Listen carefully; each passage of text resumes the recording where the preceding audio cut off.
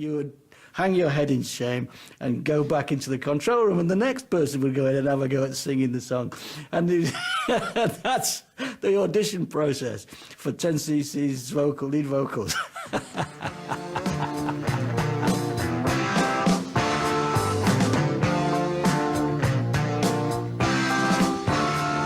the Wall Street Shuffle, hear the money rustle, watch the greenbacks tumble, feel the sterling crumble. Eric and I tended to write more, I think it was kind of a sort of pop influence, whereas Kevin and Lyle were more into experimenting, but then they needed, I think, more of our studying influence on them. Sometimes the songs would benefit from our rearranging them. They would do one brilliant part and never, ever repeat it. It would drive me mad. So you've got to repeat this somewhere else. Here, maybe you could do it like this. There's something that you get a certain extent with the Beatles as well. You get those different voices and those different ideas coming through. But with 10cc, it was that kind of slightly cut and pasty feel to their albums and even to their songs. It's in many ways quite ahead of its time. You get that quite a lot in modern pop songs nowadays. You're just noticing like shifts of mood really quickly, and there are certain modern songwriters who've taken a lot from that. Howard Hughes. It's quite obvious that there are the two main inputs. The traditional songwriting as represented by Graham and Eric, and then the art school background as represented by Lowell and Kev. And when you bring more than one source of material to a group, you make the group richer.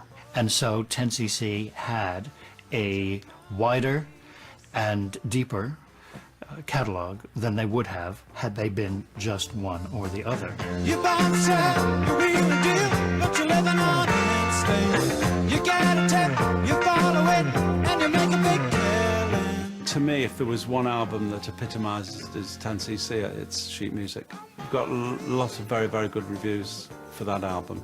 And I think, rightly so, he said modestly. After Sheet Music, which was a big seller, we had hits, big hits. Worldwide, we were getting bigger sales. We were stone broke. 10cc were skint because our contract was paying us 4%. I called Jonathan King. I said, Jonathan, we've been with you 3 years now. We've got 2 years to run on our contract. 4%, I'm sorry, we can't survive on it. We're skint. And it's Parliament on the Soul Train with a groove that sure enough makes you want to move real smooth. It's called Aqua Boogie. Do the Wall Street Shuffle, hear the money rustle, watch the greenbacks tumble, feel the sterling crumble. You need a yak to make a mark if you want to make money. You need the luck to make a buck if you want to be Getty. Rothschild. Gotta be cool on Wall Street when your index is low. Dow Jones ain't got time for the bombs. They'll wind up on Skid Row with holes in their pockets. They'll bleed with you, buddy. Can you spare a dime? But you ain't got the time. You're doing that. Doing that. Oh, Howard Hughes. Did your money make you better? Are you waiting for the hour when you can screw me? 'Cause you're big enough to do the Wall Street Shuffle. Let your money hustle. Bet you'd sell your mother. You can buy another.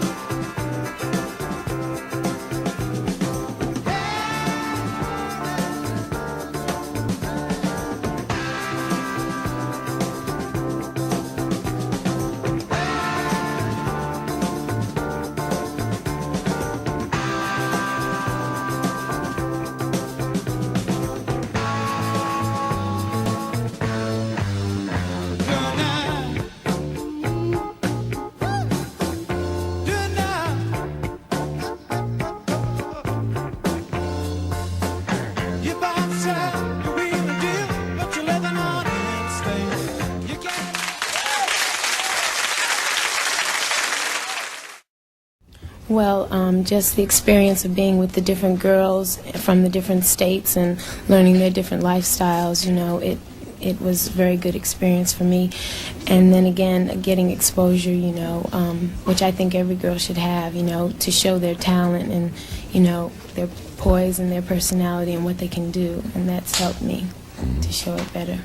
Well, Denise, you have some very pretty brown eyes, and you're a very articulate young lady, and I think you're quite representative of what teenagers should be about, and we thank you for being with us. Thank you. We'd like to do this one for Denise DeMaine, Miss U.S. Talented Teen of 1974, the Ohio Players and Fire.